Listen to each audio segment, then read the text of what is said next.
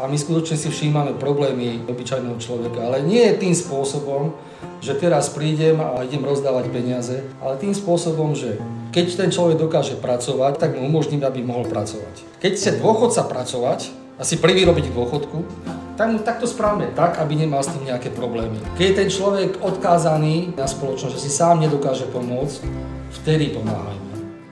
Tento kraj skôr poznám ako prisťahovalec, ja som pôvodne z Trenčína, ale veľmi rád chodím vždy na Záhorie, lebo tu sú dobrí ľudia. Dotypoval Banskú Bystricu, typoval správne. Mne na tom veľmi záleží, ja som nebol vychovaný ako kresťan, ale prežil som obrátenie, myslím si, že sú to tie správne hodnoty, ktoré je treba dávať Slovensku, aj v Európskej únii, ale náš parlament potrebuje počuť kresťanské posolstvo, ktoré je prijímané vnútorne a tie hodnoty sú zachovávané takým zdravým spôsobom.